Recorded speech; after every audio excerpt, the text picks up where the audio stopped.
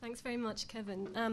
As Kevin said, I won't be able to do justice to the rich case studies, which various people in the room have had a big input into, and I understand the reports have just arrived, so please, afterwards, please feel free to get some.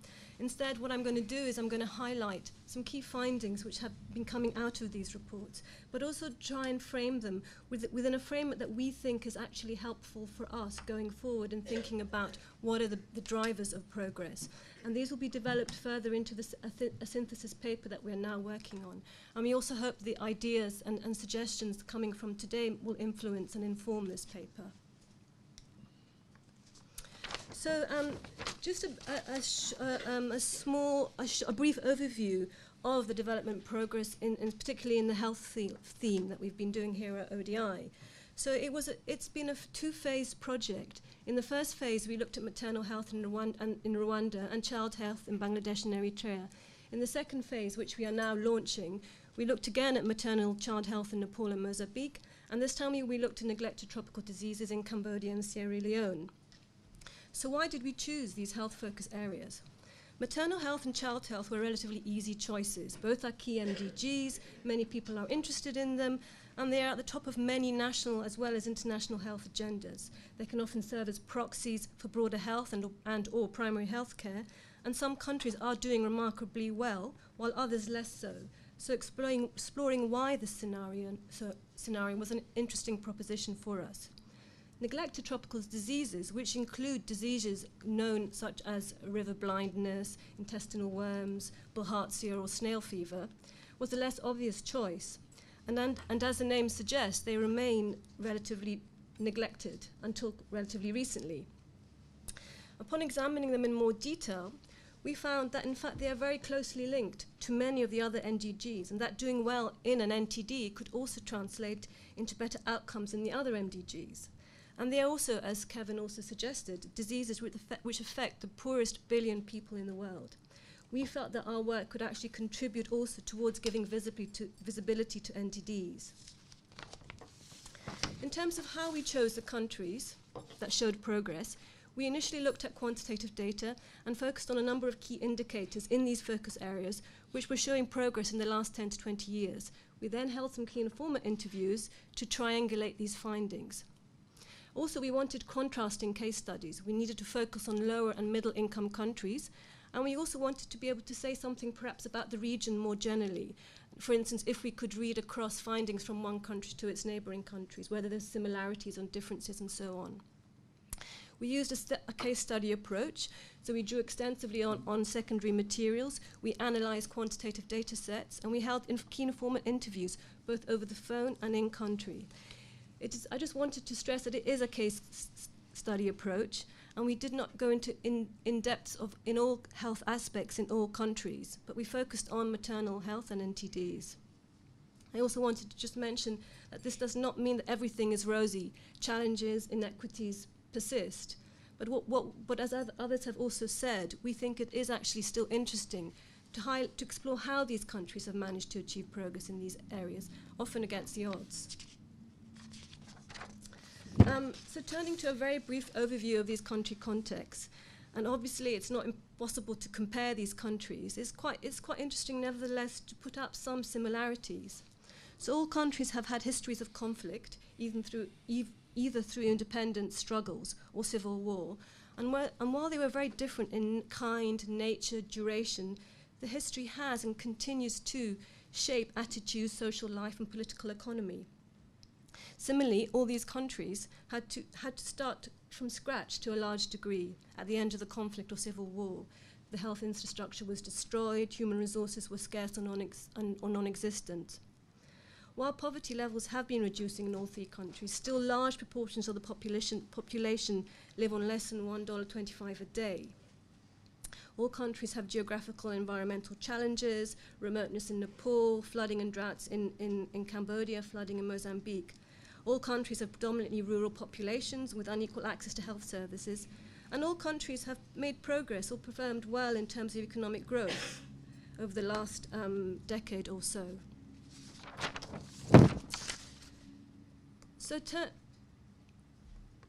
So turning briefly to look at what has been achieved in a few indicators in these countries. Firstly, we look at Nepal in relation to maternal or child health. So as this graph shows, we see substantial gains in maternal health, moving from far above to significantly below the average for Southeast Asia and South Asia. So while in 1990, maternal death stood at just below 800 per 100,000 live births, this dropped to just under 200 per live births in 2010. And I know Sheila will talk more about this later. If we look at a number of other indicators related to safe motherhood, we also see improvements across the board. Thus, in 1991, around 8% of women were attended to by skilled birth attendants. This rose to over 35% in 2011. Similarly, while in 1991, only around 50% of mothers attended at least one antenatal care visit, this rose to over 65% in 2011. All of these are likely to have been significant factors leading to the reduction in maternal mortality ratio. In Mozambique, according to DHS data, child mortality rates have declined significantly between 1997 and 2011 for newborn children, infants, and children. As also Kevin mentioned earlier, inequities in the infant mortality rate between the richest and poorest have also narrowed significantly. While the rate for the poorest quintile was twice the rate of the richest quintile in 2003, the gap narrows substantially by 2012, with the rate of the poorest 20% declining by 41.9% in just 8 years.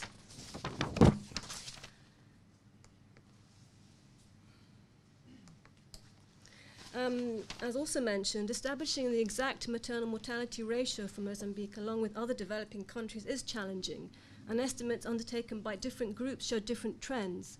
Nevertheless, based on DHS data and census data, the rate appears to have declined between 1997 and 2003, rising again in 2007, but then falling again in 2011.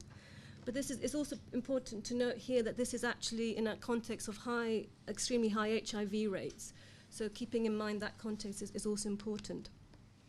Access to maternal health services has improved the past 15 years. The rate of institutional deliveries has risen from 43% in 1997 to 55% in 2011. And in the other graph, we see that in the same period, the proportion of women attending at least one antenatal visit went from 71% to 92.3%. This is just a quick snapshot of the figures, and more information you'll be able to find in the reports. Turning to neglected tropical diseases, in Sierra Leone, we look particularly at lymphatic filariasis, or also known as elephantiasis, onchocerciasis, also known as river blindness, and schistosomiasis, also known as snail fever or bilharzia. This graph shows that for all these three NTDs, they've been witnessing declines in prevalence over a number of years. So for instance, if you look at elephantiasis, lymphatic filariasis, in about 3 years, prevalence declined by 88.5% from a prevalence of 2.6 to 0.3%. So these are quite dramatic decreases. And I'm sure Moses will be telling us more about that in Sierra Leone. What's also quite interesting about Sierra Leone is that it's outperformed almost every other country in the West African region in terms of its mass drug administration coverage, or the ways in which drugs have been distributed. So again, this figure compares progress on MDA coverage, again for elephantiasis, lymphatic filariasis, schistosomiasis, and soil-transmitted helminths, which are intestinal worms. I've been struggling to learn these terms, but I think I've more or less got there in the end. Impressive. Yes, with help from the experts. So again, we see that Sierra Leone has had a broader coverage of interventions than its neighbours, and this also most likely translates into lower prevalence rates. So I think this graph really speaks for itself. If we turn to look at Cambodia, again, through applying mass drug administration, lymphatic filariasis or elephantiasis has been eliminated and is waiting for the WHO certification. And we also have our colleagues from Cambodia speaking later, so they will no doubt add more to this picture. Bilharzia or schizomyces has virtually been eliminated, and the only NTD that is endemic throughout the country is intestinal wells or soil-transmitted helminths, and this affects approximately 8.4 million people. Nevertheless, Cambodia became the first country to reach the WHO target of deworming at least 75% of school-aged children who are the main target group or at-risk group for these intestinal worms. And this was done 6 years ahead of schedule. So again, this graph shows that after the pilots between 2003 and 2005, Cambodia maintained a coverage of at least 75% for school-aged children.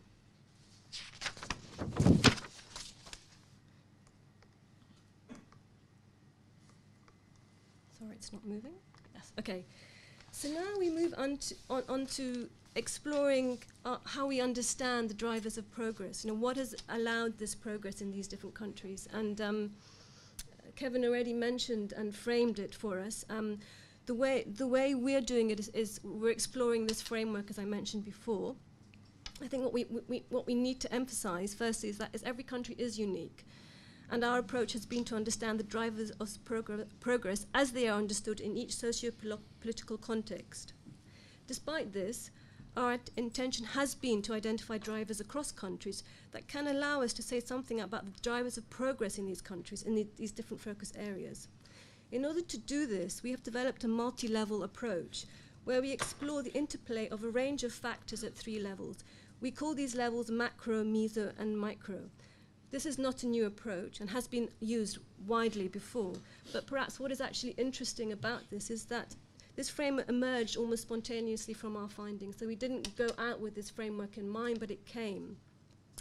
So by macro level, we were referring to the level at which national level policies are developed, priorities are identified, financial resources are planned, and relations to donors and other players are set. The meso level for us, which can be conceptualized as being a subnational level, is the level of implementation, the making it happen level, where policies are operationalized, resources are allocated across different sectors, and where intra and inter-sectoral dynamics come into play. Finally, the micro level is the level where services are actually delivered, of provider-client interface, where community members and other stakeholders become involved. This level approach allows us, we argue, to move away from seeing health systems as inflexible and monolithic. It provides us with a more nuanced approach to understanding it. It helps us explore and understand the interplay between formal and informal, between state and non-state, and it also helps us think beyond health to the importance of the intersection of other sectors. There are issues that cross-cut all levels, such as politics and governance. Some levels are dependent on there is a lot of independence between the different levels, but nevertheless, we argue that in some settings, one level is more effective, or we are better able to explore story for looking, we are better able to explore progress through looking at particular level. So it's a micro-level story of success or a meso-level story of success. There are challenges and policy options at all levels. So the drivers at micro level. As mentioned, this is the level at which services are actually delivered and where individuals meet and interact with service providers. In resource-constrained countries with a significant shortage of staff, the use of different cadres of community-based actors has been critical to expand access to health services, particularly to reach remote areas in rural settings. In all countries, these community health actors have been a central part of the story of success. So in Sierra Leone, the 29,000 community drug distributors carry out a range of critical tasks, including carrying out household census, identifying all those in need of the drugs, and distributing the drugs as and when required. They are mostly volunteers and unpaid, yet many have investors' interest in doing this work. At micro level, in order to supplement supply side, it's also critical to encourage demand for health services, since for a variety of reasons, including culture, norms, lack of awareness, many people, especially women, often do not take up services, even if they are available. Various strategies at community and user level have been successful for stimulating demand, including awareness raising, sensitization by peers, increasing levels of education, particularly for girls, and demand-side incentives such as cash transfers. that they've been relatively successful in Nepal. Again, community-based health actors are critical for this because they are chosen by the communities themselves, often with the backing from local leaders. People trust them. They speak the same language, are able to explain, convince the communities of the benefits of accessing the health services, and as such play an important role in removing barriers and helping to increase the demand for health services. A final key feature or driver of progress occurring at this level is a bottom-up approach, which can lead to community engagement, ownership and empowerment. Again, community volunteers play a large role in this. Not only are they highly revered and trusted by their communities, since they are known to them, they live amongst them, they were selected by them, they may have faced the same illnesses, but they themselves take ownership and pride in their work, also leading to ownership of a program or process, thus also helping to sustain it. When the work of the community volunteers is supported by community leaders, this adds to the further likely success of a program or a process. Turning to what we call the meso-level drivers, this is more, as I mentioned before, this is more at the level in which the structures, systems and processes need to be in place in order for the programs to start being operationalized. Cambodia stands out as a meso-level story, where collaboration between the Ministry of Health and Ministry of Education has been particularly effective. And we're going to hear more about that from Cambodia. Another aspect at the meso-level is the integration of programs into existing health programs, as well as health structures.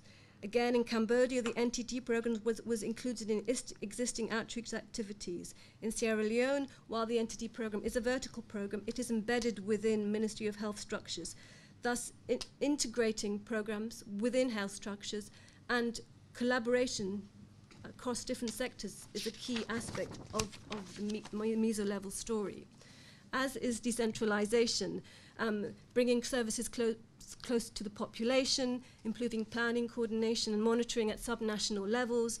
In Sierra Leone and Cambodia, we see different tiered structures which have expanded healthcare and provision for communities in remote areas. We also see expanding infrastructure at this level, as you will see the figures in this slide show. Moving rapidly on, the macro level is a level where we talk about broad-based and predictable funding. Governments, donors, as we already heard, are critical to the story in all of these countries. Donor contributions may be piecemeal, but nevertheless, governments have been able, for instance, as Cambodia, to make the best use of these resources. Private-public partnerships have been critical as well, particularly in the story on NTDs, as we've already heard here before. Government commitment also to ensure policy continuity, to have a long-term planning framework. Wider health sector reforms have also been critical, free healthcare initiatives. And then again, partnerships at national, regional and global level. National level NGOs and donors have played a critical role in building knowledge and providing evidence-based possibilities.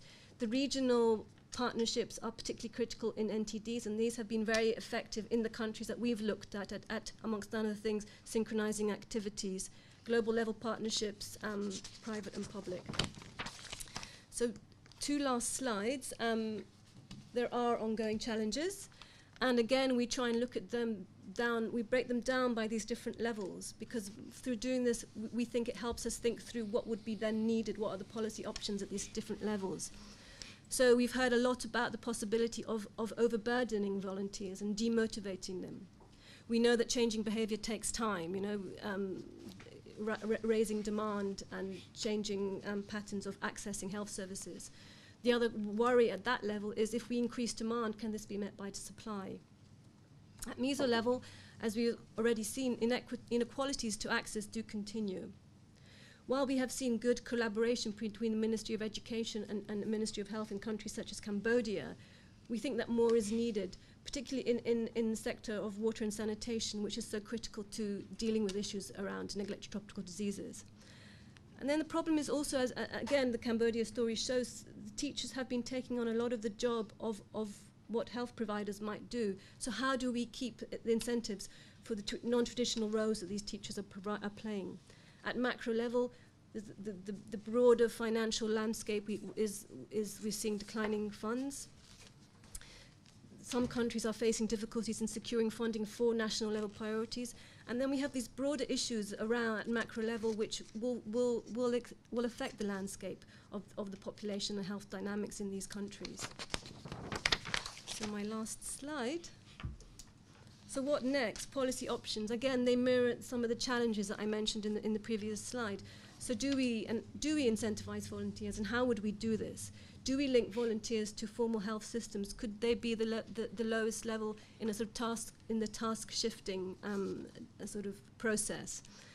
Community engagement seems to be a critical part of the package. So and I know a lot of people have been working on this for many decades. Again, we need to develop closer linkages with other sectors and explore ways of collaborating at the implementation level. Decentralization appears to have worked in many of these countries, so maybe this might be a way to go for some countries looking to progress in specific health areas. And finally, at macro level, we need to continue the evidence-based planning. We need more research of the type that we're doing of what works. We need to think through innovative partnerships for funding and knowledge transfer, learning on also what we have seen in these particular sex stories. And I'll stop there. Thanks. You know, I have to say, secretly, last night when I was reading these reports, I was thinking to myself, I'm really glad I'm not in Fiona's shoes, because synthesizing that material is a really tough job, and you did it absolutely brilliantly. Thank you.